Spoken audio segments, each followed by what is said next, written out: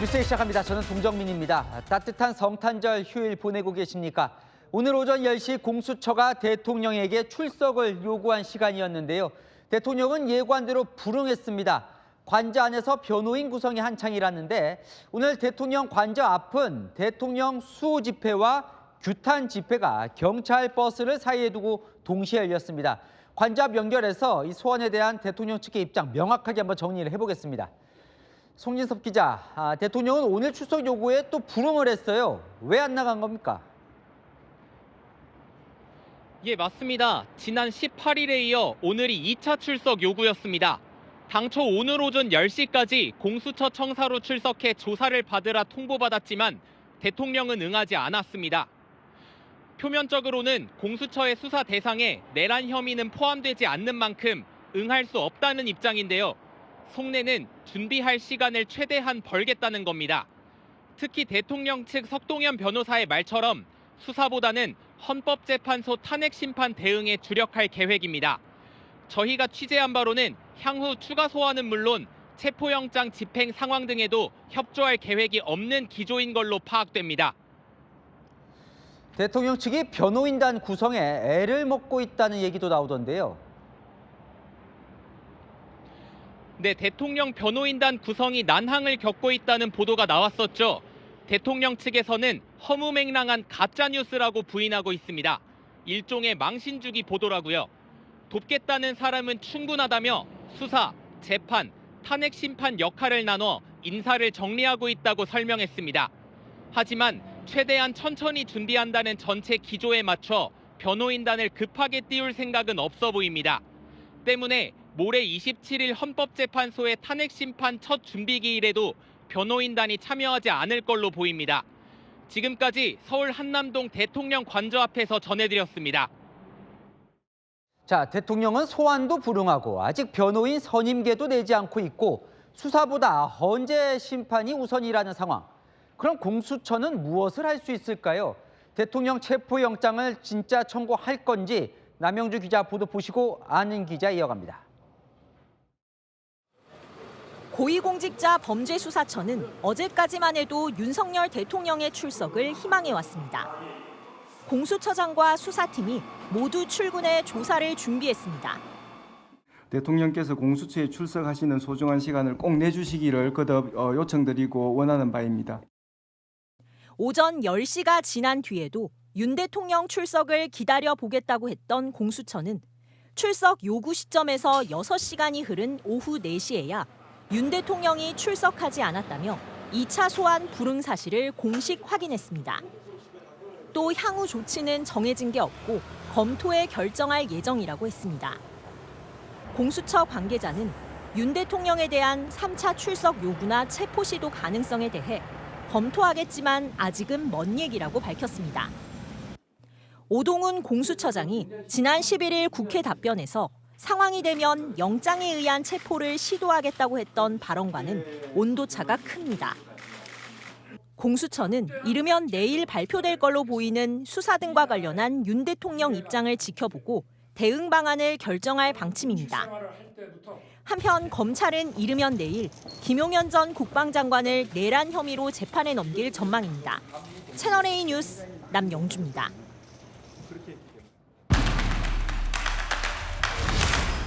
네, 아는 기자 법조팀 김정건 기자 나와 있습니다. 대통령 2번 불렀는데 지금 2번 다 안 나갔어요. 다음이라고 나갈까요?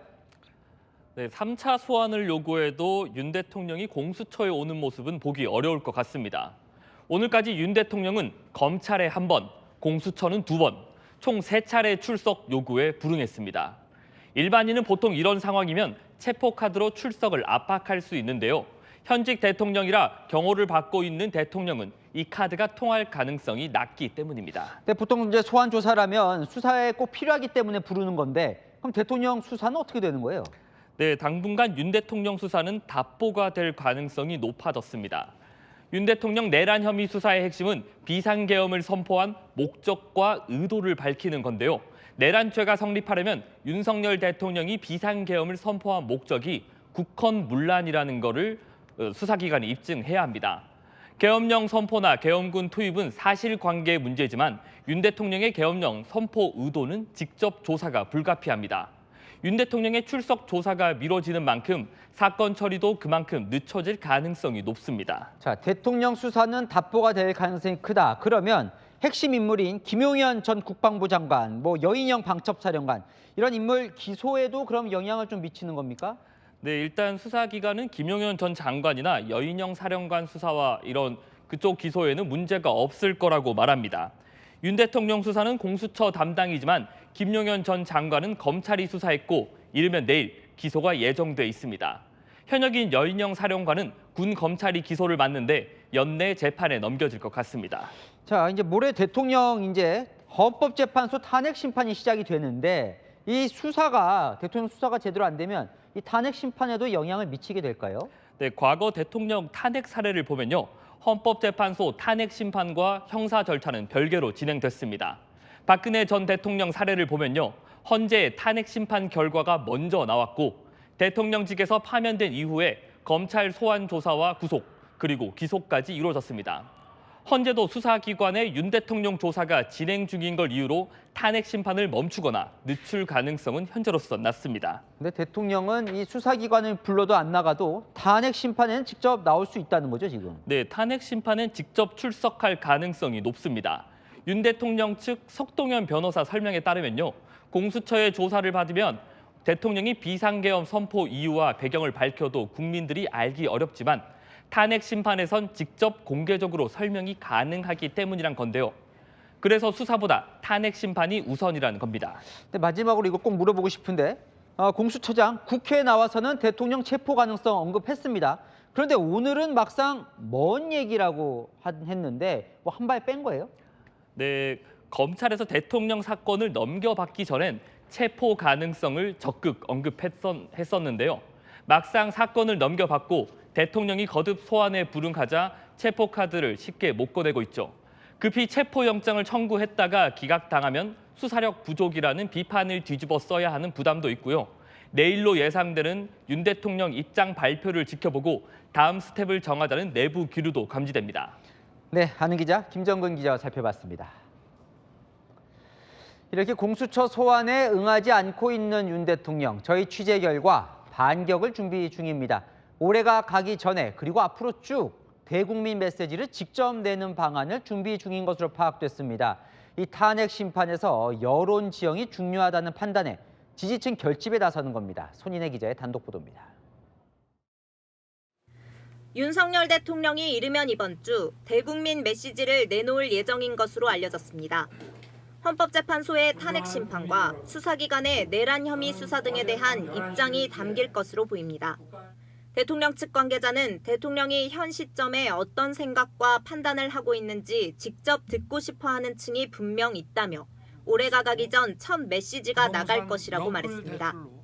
메시지를 내는 형식은 방송 대신 본인의 SNS 글이 될 가능성이 큽니다. 대통령은 지난 14일 탄핵소추안 통과 당일 방송 담화 이후 침묵하고 있고 석동현 변호사가 대신 입장을 전해왔습니다. 성탄절 이후에 대통령과 변호인단 쪽에서 정리된 입장을 답을 내놓기 때문에 대통령의 메시지 전 참정 결정은 탄핵 국면에서 여론 지형이 중요하다는 판단 때문으로 보입니다. 이 때문에 일회성이 아니라 신년 메시지를 포함해 국면마다 지속적으로 대통령이 직접 메시지를 내놓는다는 구상입니다. 헌법재판소 변론에 직접 나서는 안도 여전히 유효합니다.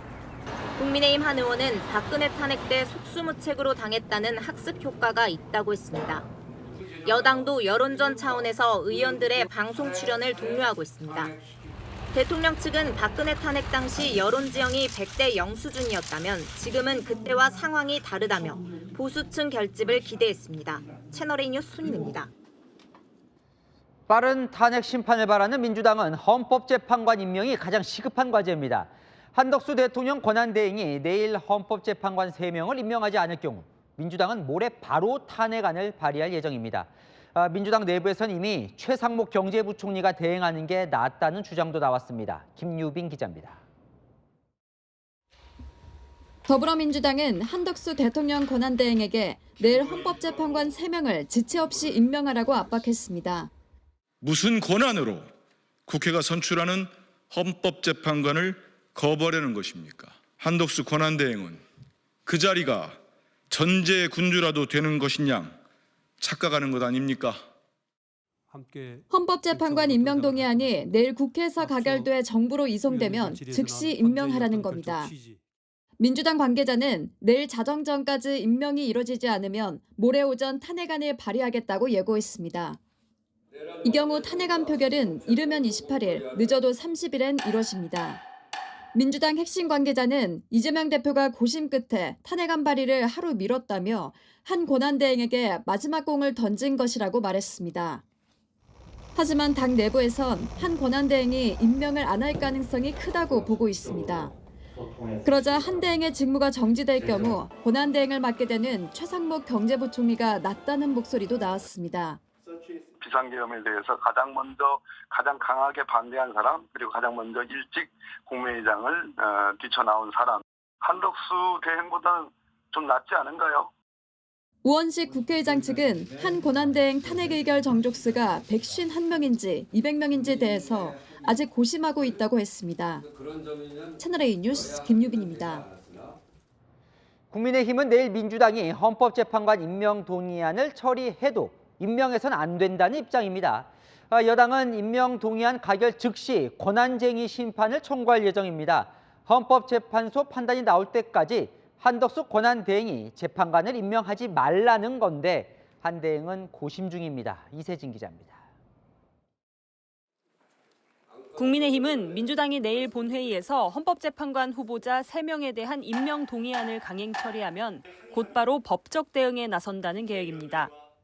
비상대책위원장으로 지명된 권영세 의원은 채널A에 즉시 헌법재판소에 권한쟁의 심판을 청구할 필요가 있다면서 적극적으로 법적 효력을 따져볼 것이라고 말했습니다. 재판관 추천권은 여야가 함께 갖는데 야당이 독식하듯 강행 처리하는 건 헌법이 보장한 권한 침해라는 겁니다. 헌재 판단이 나올 때까지 국회 결정의 효력을 정지하는 가처분 신청도 함께 진행할 계획입니다. 수십 년 동안 그 원칙이 깨진 적이 없습니다. 여 하나, 야 하나, 여야 하나, 합의 하나. 그런데 이번에 민주당이 깨버렸어요. 헌재 판단이 나올 때까지 한 대행이 재판관 임명을 지연시킬 명분을 주는 여당의 전략이기도 합니다. 야당은 비상식적인 시간 끌기라고 비판했습니다.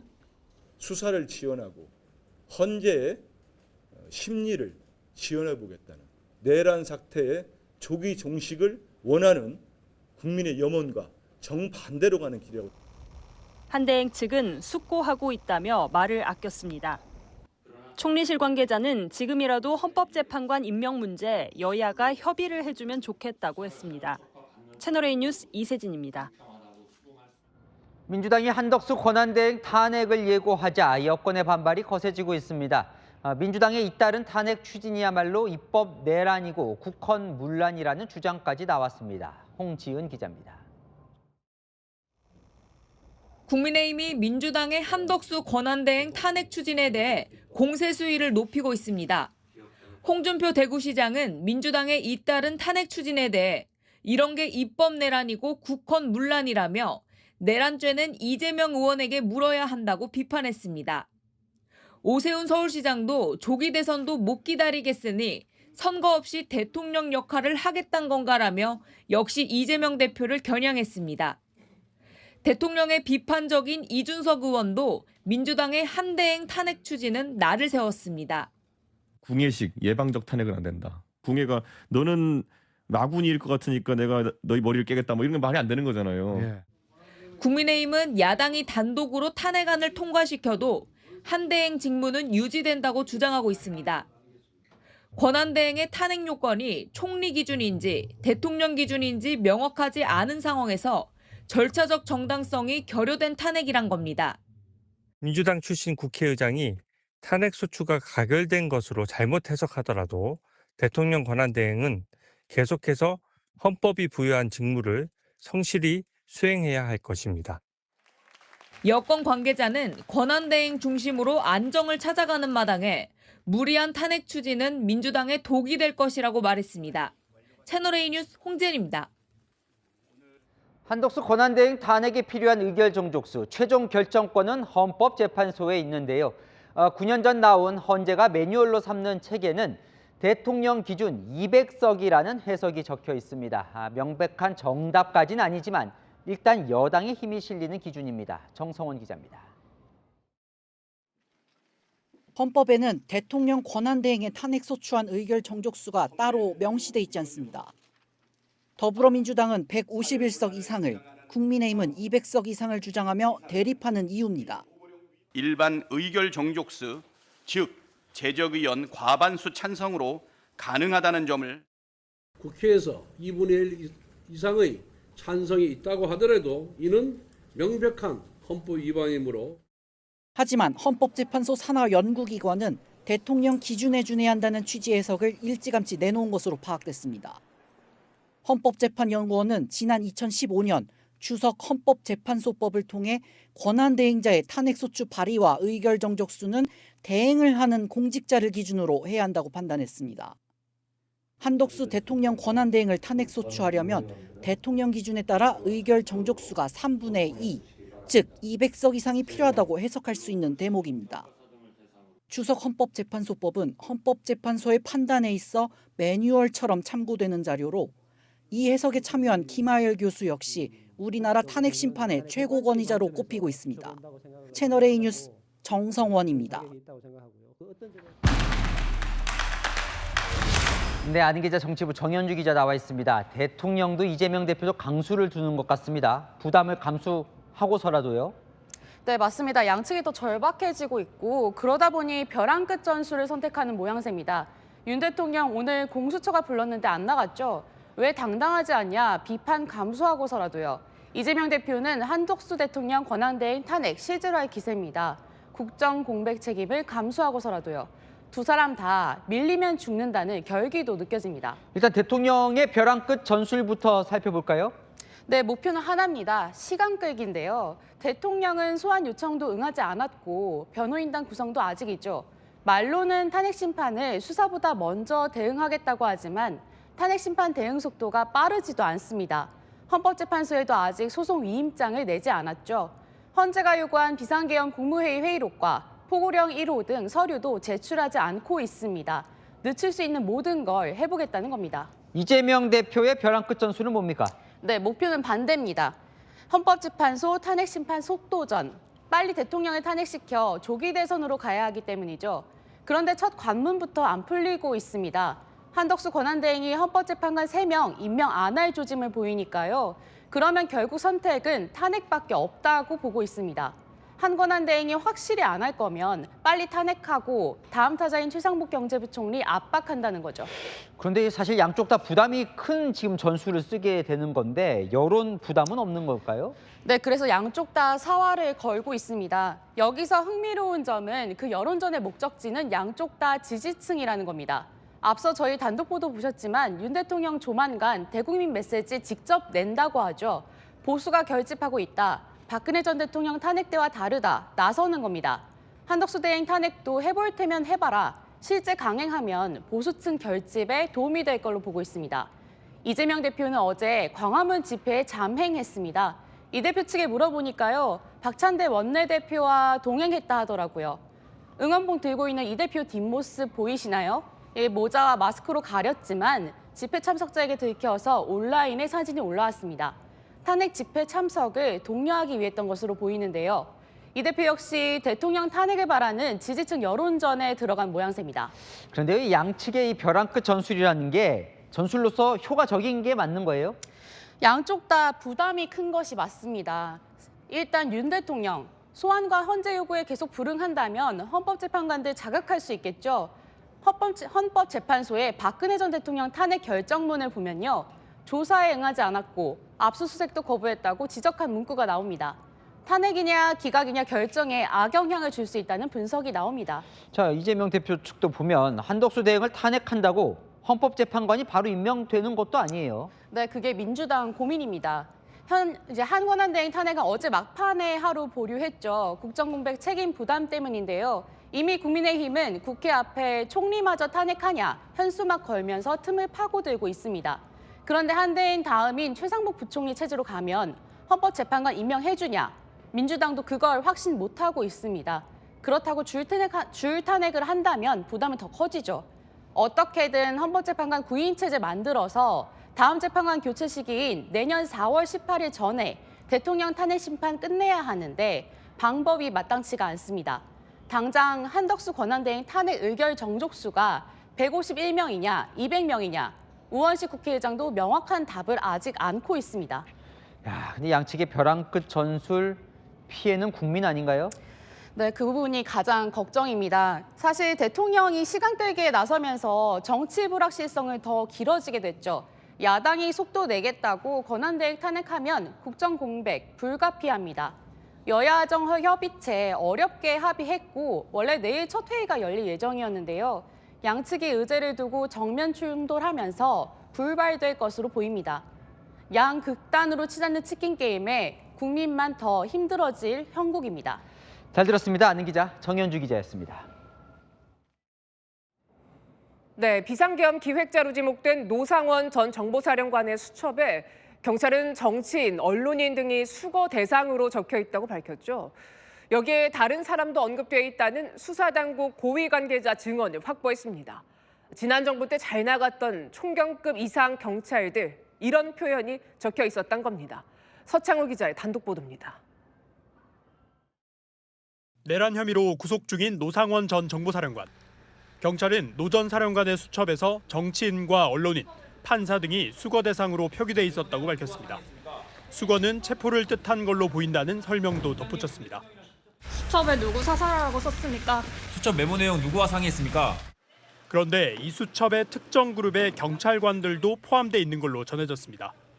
수사당국 고위 관계자는 채널A의 전 정부에서 잘 나갔던 총경급 이상 경찰들도 수첩에 포함돼 있는 걸로 안다고 밝혔습니다. 총경은 일선 경찰서장급 고위직입니다.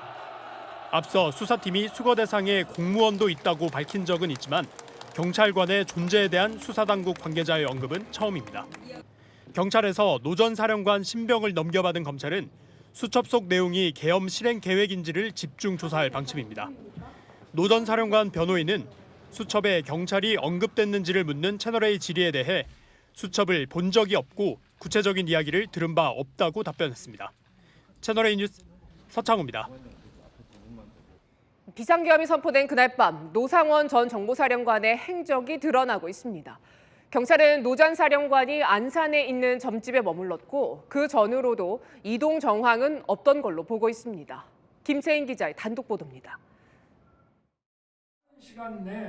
윤석열 대통령이 비상계엄을 선포한 지난 3일 밤, 경찰은 노상원 전 정보사령관이 거주지인 안산시 점집에 머물렀다고 보고 있습니다.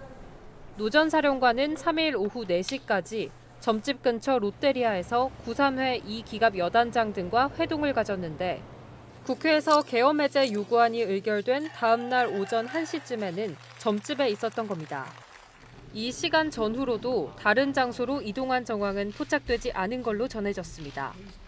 계엄 선포 8시간 전만 해도 중앙선관위 병력 배치 등을 논의했지만 선포 이후에는 민간인이란 제약 때문에 현장에 나서지 않고 집에서 상황을 지켜본 걸로 보입니다.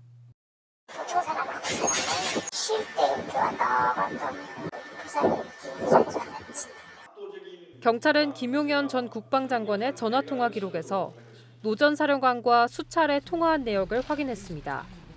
국회 계엄령 해제 요구안 의결 이후 노 전 사령관이 김 전 장관에게 살 길을 찾아야 한다는 취지로 말한 걸로 전해집니다. 경찰은 오늘 2차 롯데리아 회동 참석자인 구3회 이기갑 여단장을 피의자로 불러 노 전 사령관과의 논의 내용 등을 조사했습니다. 채널A 뉴스 김세인입니다. 네, 비상계엄령 선포 이후 한일 정상 간의 셔틀 외교는 사실상 복원이 쉽지 않은 상황입니다. 김홍균 외교부 차관이 미국에 이어서 일본을 찾아 우려 불식에 나섰습니다. 도쿄에서 송찬욱 특파원입니다.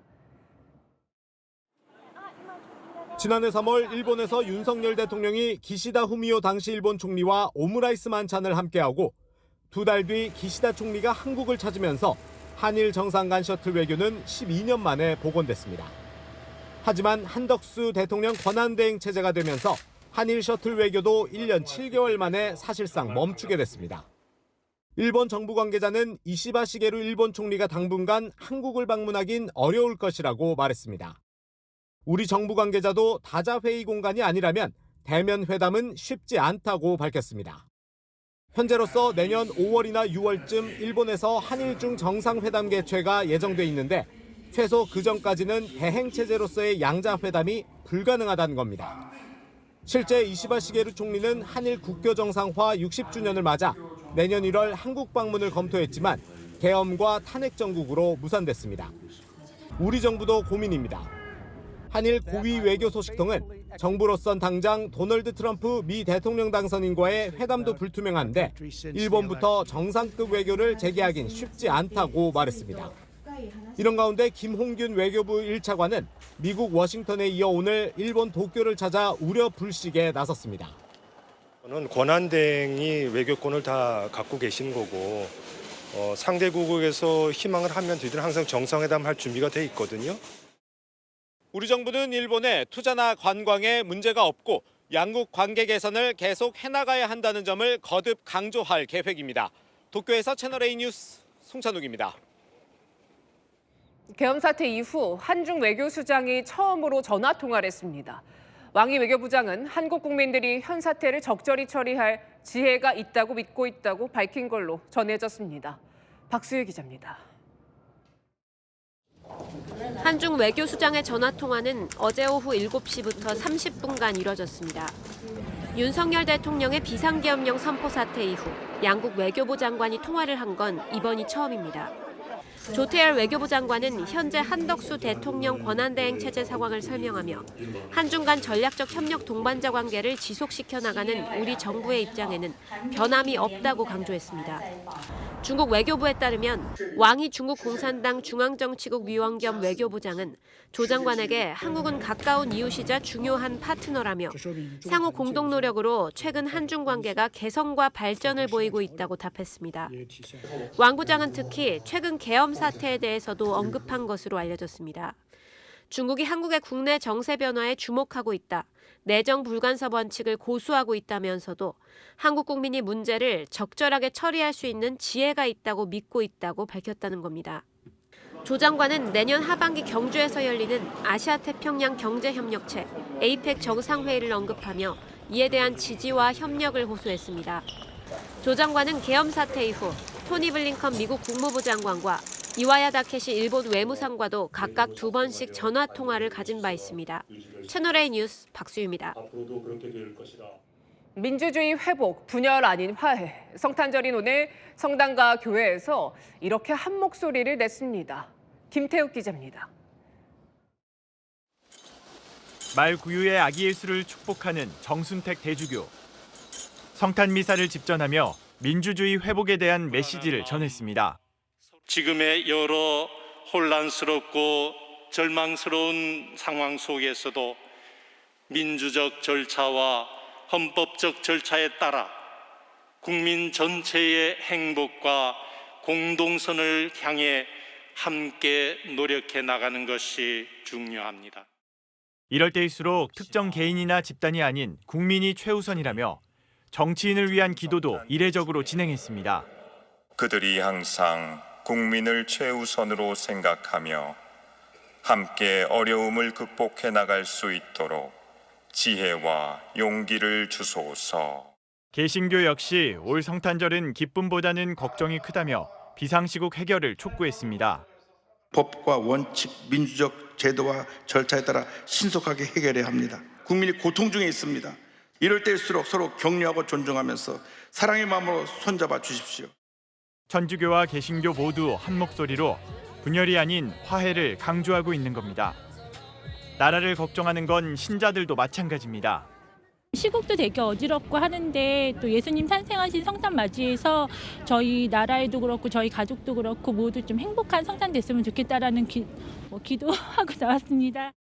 모두 안정과 평화를 염원하고 있는 겁니다. 채널A 뉴스 김태욱입니다. 성탄절을 맞아 거리로 나선 시민도 많습니다. 서울 한강변에는 산타마을이 들어섰다는데 취재 기자 연결해 보겠습니다. 강태현 기자, 성탄절 분위기가 물씬 나네요. 네, 이곳 여의도 한강공원에는 크리스마스를 즐기려는 시민들의 발길이 이어지고 있습니다. 제 뒤로 보이는 것처럼 반짝이는 조명이 거리를 수놓은 가운데 가족, 연인이 함께 거닐며 추억을 남기고 있습니다. 여의도 한강공원에는 크리스마스 마켓이 열렸습니다. 겨울 간식이나 수공예품 같은 크리스마스 선물을 판매하는 상점 60곳이 시민들의 발걸음을 멈춰 세우고 있습니다. 세계 각국의 음식을 파는 푸드트럭 존에서는 다양한 먹거리도 즐길 수 있습니다. 시민들은 어두운 밤 하늘을 수놓은 형형색색의 불꽃을 바라보며 크리스마스 추억을 만들었습니다. 너무 분위기도 좋고 음식도 팔아서 맛있게 먹고 즐기다 갑니다. 버스킹도 하고 있어서 재밌는 것 같습니다. 크리스마스를 맞아서 가족들과 함께 좋은 시간 보내려고 나왔습니다. 아들이 먹는 게 가장 마음에 든다고 했습니다. 캠핑 테이블과 의자를 갖춘 휴식 공간인 투명 스노우돔도 인기입니다. 가족과 연인, 친구들은 내부에 꾸며진 빛 조형물을 배경으로 서로 사진을 찍어주며 연말 분위기를 한껏 즐겼습니다. 내일 아침 최저기온은 영하 6도에 머물겠습니다. 모레 금요일 아침에는 영하 13도까지 떨어지며 강추위가 시작되겠습니다. 지금까지 여의도 한강공원에서 전해드렸습니다. 동대구역 광장에 박정희 전 대통령 동상이 들어섰죠. 설치 반대 집회가 이어지자 대구시 공무원들에게 동상을 지키라는 불침번 근무 지시가 내려왔습니다. 공무원 반발이 거셉니다. 홍진우 기자입니다. 밀짚 모자를 쓰고 볕단을 양손에 든 박정희 전 대통령 동상. 손대지 말라는 안내와 함께 CCTV로 감시하고 있다는 입간판이 놓였습니다. 동상 설치 반대 집회가 이어진 데다 표지석에 낙서한 일도 있었기 때문입니다. 급기야 대구시는 동상 훼손을 막겠다며 행정직 공무원들을 밤샘 근무에 투입하고 있습니다. 공무원 3명을 한 조로 오후 6시에서 다음날 오전 9시까지 동상 주변을 지키도록 한 겁니다. 근무는 다음 달 3일까지 예정돼 있습니다. 공무원 노조는 불침번 근무를 즉각 철회하라며 반발하고 있습니다. 가족들과 행복하고 즐거운 시간을 보내야 할 크리스마스 이브 날부터 대구시 행정국 직원을 동원시켜 시민들 보기에 부끄럽기 짝이 없습니다. 낮에는 동대구역 광장을 관리하는 시설관리공단 직원이 근무하지만 밤 시간엔 관리 인력이 부족하다는 게 대구시 설명입니다. 시민 예산으로 설치한 재산을 지키는 것은 당연한 것이라며 방호 인력 증원에 시간이 걸려 내린 조치라는 입장입니다. 우여곡절 끝에 동상은 설치됐지만 논란은 여전히 이어지는 모습입니다. 채널A 뉴스 홍진우입니다. 경찰서 정문 앞에 있던 순찰차가 검은색 레커로 도배됐습니다. 한밤중에 레커칠을 한 사람은 40대 여성이었는데 왜 이런 일을 벌였을까요? 최재현 기자의 단독 보도입니다. 늦은 밤 경찰서 정문 앞에 있는 순찰차 뒤에 중년 여성이 바짝 붙어 있습니다. 차주 위를 이리저리 오가며 무언가를 칠하는 듯한 행동을 하는데 여성이 지나간 뒤 차 뒷문에 검은 선이 새로 생긴 게 보입니다. 이 모습을 발견한 경찰관이 다가가더니 다른 경찰관들과 함께 여성을 데리고 어디론가 향합니다. 40대 여성이 경찰 순찰차에 레커를 뿌리다가 체포된 건 지난 22일 밤 11시 50분쯤. 순찰차에는 아직 레커의 흔적이 이렇게 선명하게 남아있는데요. 차체 옆에는 검은 선이 이렇게 길게 뒤에까지 이어져 있고요. 차량 뒤편에도 이 번호판이 보이지 않을 정도로 레커가 짙게 남아있습니다. 지나는 시민들의 사진 촬영 등의 목적으로 전시된 순찰차였습니다. 경찰은 조사 과정에서 이 여성이 최근 112에 왜 원하는 대로 사건을 접수해주지 않느냐는 취지로 항의한 전력을 확인했습니다. 이유가 있겠지만은 정상적인 방법으로 항의를 해야지 그것도 지우려면 돈 들어가잖아요. 경찰은 여성이 경찰에 대한 불만 때문에 레커칠을 했는지 조사하는 한편 여성의 과거 정신과 치료 이력을 확인해 여성을 일단 입원 조치했다고 밝혔습니다. 채널A 뉴스 최재현입니다. 전북 군산에서 정박해 있던 어선에서 불이 나 선장과 선원이 크게 다쳤습니다. 제주에선 산을 찾은 등산객들의 골절 사고가 잇따랐습니다. 공국진 기자입니다. 항구에 정박한 어선에서 시뻘건 불길과 함께 검은 연기가 치솟습니다. 소방대원들이 연신물을 뿌려보지만 역부족입니다. 불길은 바로 옆 다른 어선으로도 옮겨 붙었습니다. 오늘 낮 1시쯤 전북 군산시 신시도 포구에 정박한 5톤급 어선에서 불이 났습니다. 선박에서 작업 중이던 60대 선장과 30대 외국인 선원 등 2명이 크게 다쳐 병원으로 이송됐습니다. 어선 3척이 모두 불에 탔습니다. 한 명은 지금 그 연기 흡입으로 한 명은 2도 화상 정도? 배가 지금 3척이나 지금 그러다 보니까. 해경과 소방은 정확한 화재 원인을 조사 중입니다. 등산객을 들컷에 싣고 119 구조대원들이 산을 내려옵니다. 조심스럽게 한 발 한 발 내딛습니다. 천천히. 좀 급합니다. 오늘 오전 7시 20분쯤 한라산을 등반하던 50대 여성이 넘어지면서 팔이 골절돼 구조됐습니다. 비슷한 시각 제주 에어롯 큰 녹곰의 오름에서도 60대 여성이 발목 골절 사고를 당해 소방이 구조했습니다. 광주 북구에선 자동차 정비소가 불에 탔고 부산에선 신호대기 중이던 차량에서 불이 나는 등 성탄절을 맞아 곳곳에서 화재도 잇따랐습니다. 채널A 뉴스 공진입니다. 승객과 승무원 67명을 태운 아제르바이잔 여객기가 추락하는 큰 사고가 났습니다. 인명피해도 컸는데 원인이 세대와의 충돌로 전해졌습니다. 장치혁 기자입니다. 고도를 점점 잃은 여객기가 위태롭게 자세를 잡더니 비스듬히 내려앉습니다. 하지만 이내 지상과 충돌하면서 불길이 건물 너머까지 솟아오릅니다. 오늘 낮 아제르바이잔 항공 여객기가 추락한 겁니다. 완전 두 동강이 났고 동체 앞부분은 화염에 휩싸여 한동안 폭발과 함께 활활 타올랐습니다. 꼬리 쪽 동체에서 아이를 비롯해 생존자 구조 작업이 진행됐습니다. 로이터 등 외신에 따르면 승무원을 포함한 탑승자는 모두 67명으로 이 가운데 생존자는 28명인 것으로 전해졌습니다. 탑승자 명단엔 한국인은 없는 것으로 확인됐습니다. 당초 여객기는 아제르바이잔의 수도 바쿠를 이륙해 러시아 체첸의 그로즈니로 향했습니다. 하지만 목적지의 심한 안개로 카자흐스탄 악타우에 착륙하라는 지시를 받았습니다. 여객기는 카스피해를 건너 400여 킬로미터 떨어진 새로운 목적지 악타우 인근까지 이동했습니다. 하지만 비상 착륙하는 과정에서 사고가 발생한 겁니다. 현지 언론은 항공사 측이 세대와의 충돌을 사고 원인으로 밝혔다고 전하고 있습니다. 추락한 비행기는 브라질 업체가 제작한 100여 명 탑승 규모의 소형 제트기 엠브라에르 190 기종인 것으로 알려졌습니다. 채널A 뉴스 장치혁입니다. 우크라이나 군이 사살된 북한군의 품속에서 찾았다며 한글로 쓴 손편지를 공개했습니다. 함께 러시아에서 생일을 맞는 전우에게 쓴 건데 끝내 붙이지 못한 축하 편지가 됐다고요. 김용성 기자입니다. 우크라이나 특수작전군이 공개한 바둑판 모양의 메모장입니다. 사망한 북한군의 품에서 발견한 것인데 한글이 적혀 있습니다. 삐뚤빼뚤한 글씨로 그리운 조국과 정다운 부모의 품을 떠나 러시아 땅에서 생일을 맞는 가장 친근한 전우 송지명이라고 적혀 있습니다. 건강하길 진심으로 바라며 생일 축하 인사를 전한다는 내용이 담겨 있습니다. 종이에 적힌 날짜는 약 2주 전인 12월 9일로 돼 있는데 편지를 보내지 못했거나 습작의 흔적으로 보입니다. 우크라이나군은 생일을 축하하고 싶었겠지만 파티 대신에 기관총과 참호를 맞이해야 했고 생일초 대신에 총알이 있었다고 밝히며 자신들은 북한군을 계속 사살하고 있다고 덧붙였습니다. 또 다른 메모지도 입수해 해독하고 있다며 추가 공개 가능성도 밝혔습니다. Знаходять їх практично всіх з російськими паспортами, з документами Російської Федерації.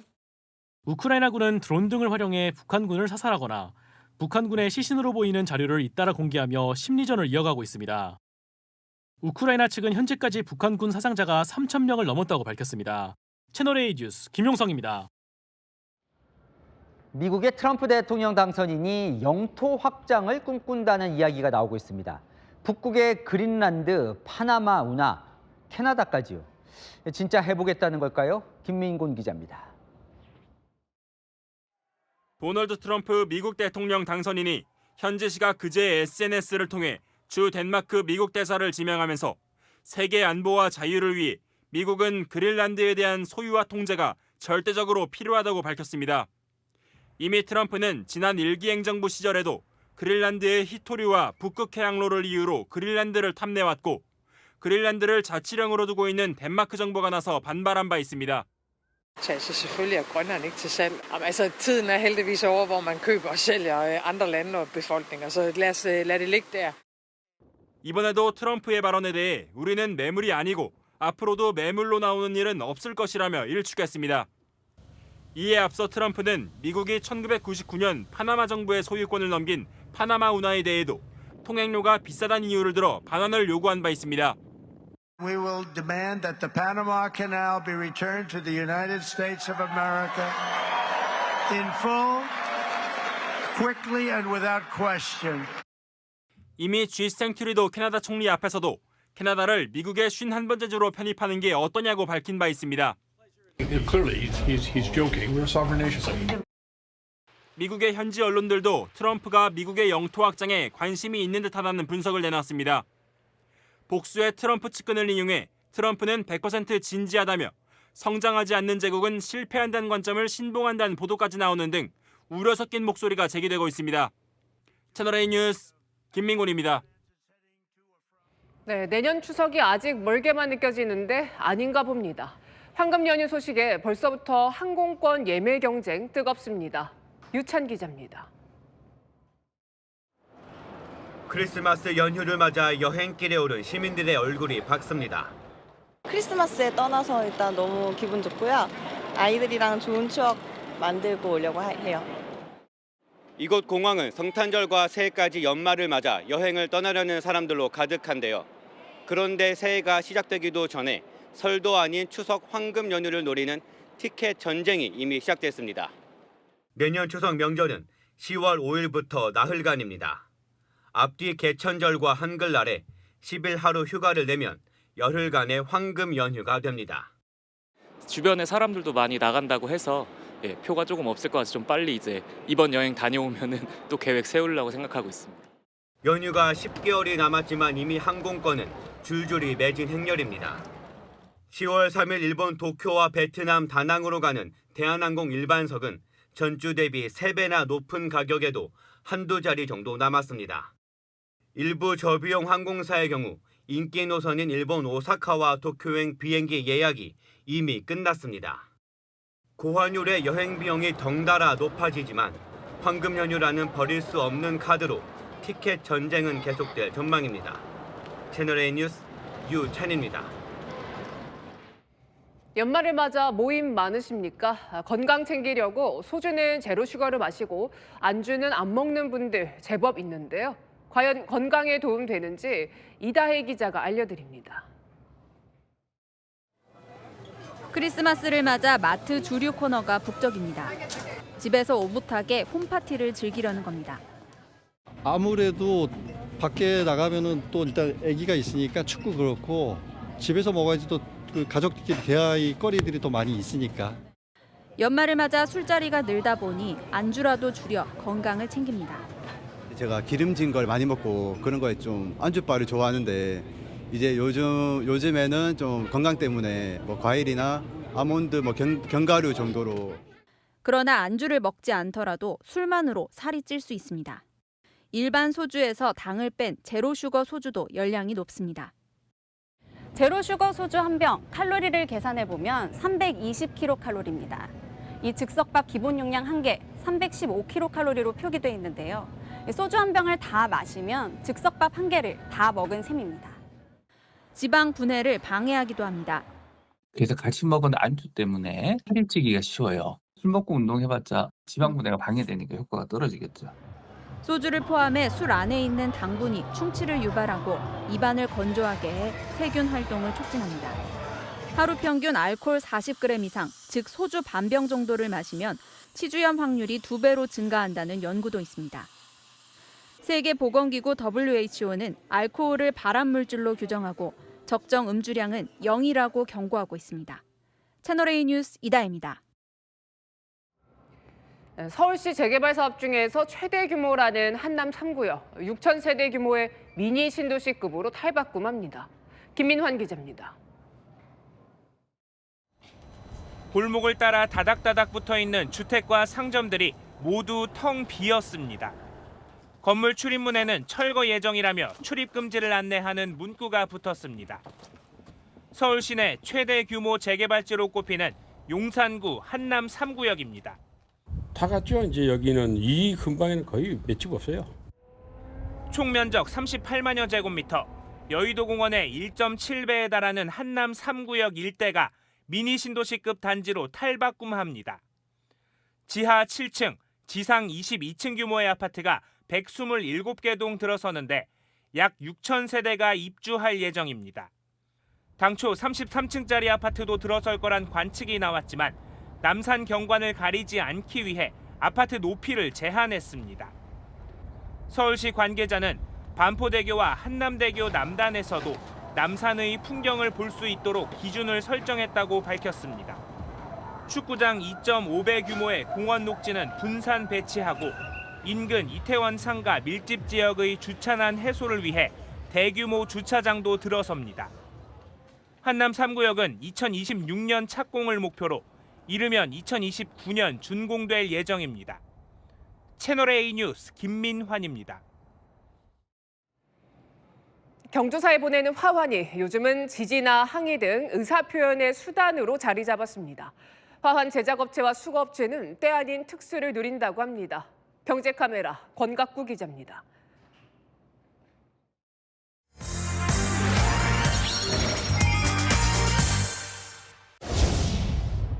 인천의 한 프로축구팀이 사용하는 축구 연습장과 인천광역시청 앞에 근조 화환이 줄지어 서 있습니다. 팀이 2부 리그로 강등되자 분노한 팬들이 구단주인 인천시장과 관계자들에게 항의하기 위해 화환을 보낸 겁니다. 대통령실 앞 1km 넘는 도로 양쪽으로 대통령을 응원하는 화환들이 빼곡히 자리 잡고 있습니다. 길가에 늘어선 화환들은 생화 대신 조화로 만들어져 추운 바람을 맞아도 멀쩡합니다. 문구도 달라졌는데요. 우리가 지킨다, 화이팅 등 축하 내용 대신 정치적 메시지로 빼곡합니다. 과거에는 주로 장례식장, 결혼식장에 화환을 보냈다면 요즘에는 대통령실, 국회, 구치소나 연예인 소속사까지 보내는 장소가 다양해졌습니다. 지금 용산에 2개나 꽃을 보냈고 동부구치소도 하나 보냈고 그러는데 헌재도 보냈고 다 자발적으로 하는 거예요. 최근 비상계엄 사태와 탄핵 국면이 이어지면서 화환업체들은 때 아닌 특수를 맞았습니다. 어제 최대 장관 같은데 화환이 축하와 위로의 표시에서 자신이 지지하는 사람을 응원하거나 특정 사안에 대한 항의의 수단으로 활용되는 겁니다. 현수막과 집회는 당국의 허가를 받아야 하지만 화환은 자유롭게 보낼 수 있기 때문입니다. 대량으로 보내는 경우가 많다 보니 맞춤형 화환까지 등장했습니다. 경조사에 쓰이는 화환이 생화를 사용해 가격이 10만 원대에 달하는 반면 이들 화환들은 조화로 꾸며 3만 원대에서 구입이 가능합니다. 미리 만들어 창고에 넣어두고 주문이 오면 곧바로 배송하는 식입니다. 좋아요, 좋아. 다 이런 거죠, 좋아. 배송까지 3만 원. 그러다 보니 꽃의 상태보다는 화환에 적힌 문구가 더 중요해졌습니다. 오타가 났다고 항의를 받으면 새로 적은 글귀 띠만 즉각 배송을 보냅니다. 수많은 사람들의 화환이 들어가 있으니까 의견들을 결집시킬 수 있는 힘이 있다고도 생각을 하고 메시지를 좀 뚜렷하게 전달할 수 있고 이런 화환들은 강제로 철거할 수 있는 규정이 없어 오랜 기간 방치되는 경우가 많습니다. 도시 미관을 저해하고 시민 통행을 불편하게 한다는 지적이 나오는 이유입니다.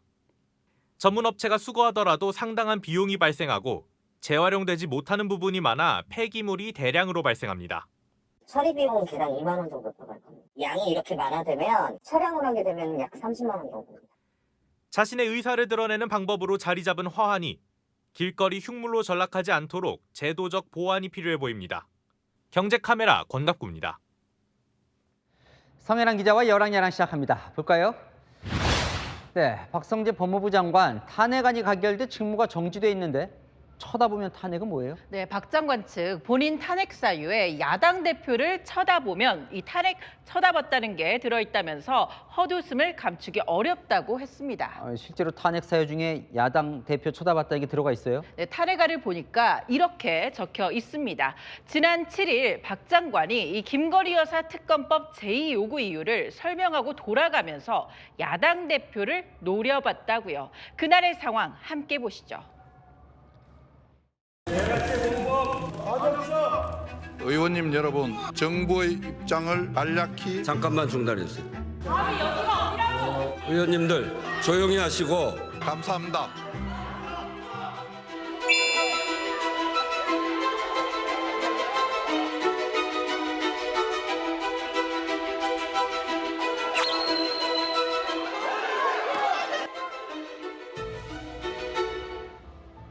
저 장면 들어가면서 보긴 보네요. 네, 여기서부터 말이 엇갈립니다. 야당은 박 장관이 들어가면서 야당인 사회민주당 한창민 대표를 노려봤다고 하고 있습니다. 그럼 박 장관은요?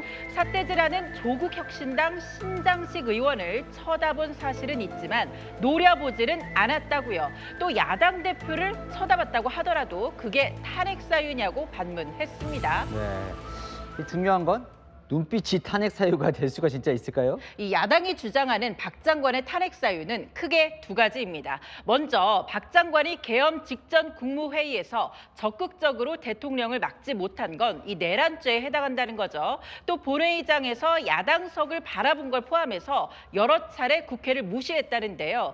국회를 범죄 소굴로 보는 윤 대통령의 인식과 같은 걸로 보인다고요. 실제 박 장관이 여러 차례 어떻게 국회를 무시했을까요? 법사위에서 야당 의원들과 이 여러 차례 언쟁을 벌인 적은 있습니다. 검사하고 장시호하고 오빠 오케이 이렇게 하면 돼요, 안 돼요? 제가 말씀드릴 내용. 그걸 답을 못해요? 검사도 여동생도 있습니다. 저런 말도 안 되는 발언을 듣고 있을 수 없습니다. 저게 무슨 발언이에요? 아무리 위원이라도 장관 보고 저런 것이라니요. 사퇴하겠다. 라고만 밝혔어도 탄핵 소추안이 올라가지는 않았을 겁니다. 이 탄핵 사유가 어디까지 될까 여러 생각을 하게 되는 대목이긴 하네요. 다음 주제 보겠습니다. 자, 여야 지도부가 기도를 하고 있는데요. 교회인가요? 네, 여야 지도부 이 성탄절을 맞아서 대형 교회를 찾았습니다.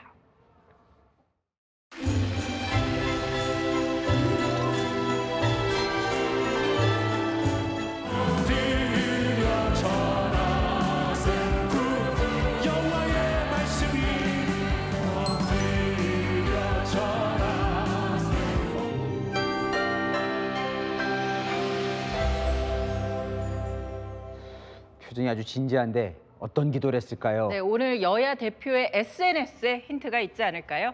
먼저 이재명 대표는 예수께서 내란의 어둠을 몰아내고 이 국민과 함께하길 바란다는 글을 올렸고요. 권성동 원내대표는 민생과 평화를 기원했던 초심으로 되돌아가야 한다고 강조했습니다. 자, 제가 그렇게 봐서 그런지 미묘하게 조금 다른 것 같네요, 기도가. 네, 맨 앞자리에 앉은 이 여야 지도부, 교회 담임 목사의 따끔한 설교도 들었습니다. 여야 정치권은 민생 문제만은 한 마음으로 총력을 다해 주시길 당부드립니다. 헌법학자도 내란이 아니라는 사람이에요. 서로 비난하고 따지다 보면 갈등만 커질 뿐입니다. 논리에서 따져야죠. 굳건히 하세요. 이럴 때일수록 사랑의 마음으로 손잡아 주십시오. 어떻게 대화가 됩니까? 같은 교회에서 예배 마친 여야 지도부, 별다른 대화 없이 떠났는데요. 정치권은 언제쯤 국민들에게 포근한 성탄 선물 안겨줄까요? 네, 지금까지 여랑야랑이었습니다. 네, 성탄 대목에 번 돈을 지난해에 이어서 올해도 기부하는 식당이 화제입니다. 입소문이 나며 손님도 더 늘었다는데요. 김대욱 기자가 다녀왔습니다. 찜기에서 갓 꺼낸 만두에 모락모락 김이 피어오릅니다. 산타 모자를 쓴 직원들은 손님들 응대에 바쁩니다. 업주와 직원들은 이번 성탄절을 특별하게 보내고 있습니다. 성탄절 대목인 어제와 오늘 판매한 음식 수익금 전부를 기부하기로 한 겁니다. 어려운 이웃들의 겨울 나기를 돕는 연탄 나눔에 쓰기로 했습니다. 제가 들고 있는 만두 한 접시를 먹으면 연탄 5장이 기부됩니다. 제가 받은 사랑이 많으니까 나누고 실천하고 싶어서. 식사도 하고 어려운 이웃도 도울 수 있다는 입소문이 나면서 고객들 발길이 이어집니다. 이제 알게 돼가지고 이제 크리스마스 때 좀 더 좋은 일을 할 수 있는 방법이 없을까 해서 뭐 조금이라도 도움이 되는 일에 동참하고 싶어서 왔습니다. 어려운데 불구하고 이런 업소에서 이런 행사한다는 그 자체만 해도 굉장히 훈훈하다나. 이 식당에선 지난해 성탄절 때도 연탄 3,200장을 기부했습니다. 올해는 인근에 있는 다른 만두 가게들도 수익금 기부에 동참하는 등 선한 영향력이 확산되는 모습입니다. 좋은 일 하신다고 격려해 주시는 분들도 많으시고 연말에 함께 많이 나누고 더 행복하시고 기쁨이 많으셨으면 좋겠습니다. 채널A 뉴스 김대욱입니다. 추위가 주춤한 사이 많은 시민들이 거리로 나왔습니다. 작년 성탄절보다 4도 이상 높은 기온을 보였기에 사진 속 명동도 유난히 북적였는데요. 여유도 잠시, 내일 낮부터는 다시 한기가 내려옵니다. 5도 이상 떨어져서 모레면 영하 7도 안팎의 한파가 되겠습니다. 한편 오늘은 구름 많은 하늘 보였는데요. 밤사이엔 중부에 1cm 안팎, 제주에 5cm 미만의 눈이 내리겠습니다. 내일은 대체로 맑은 가운데 충청과 호남, 제주를 중심으로 흐리겠고 동해안은 건조하겠습니다. 내일 서울은 영하 2도, 춘천은 영하 4도에서 시작되겠고요. 진주도 영하 2도, 부산은 4도 등 오늘보다 조금 높겠습니다. 강한 추위는 휴일까지 계속되겠고 모레부터 충청과 호남, 제주에는 눈이나 비가 내릴 전망입니다. 날씨였습니다. 성탄 대목대 번 수익을 기부하는 식당, 폐지 판돈 저금통을 기부하는 가족. 혼란한 시국이지만 이런 소식 들으니 마음이 따뜻해집니다. 즐거운 성탄절 저녁 보내시기 바랍니다. 마치표 찍겠습니다. 각박한 세상 밝히는 온정. 뉴스에 마칩니다. 감사합니다.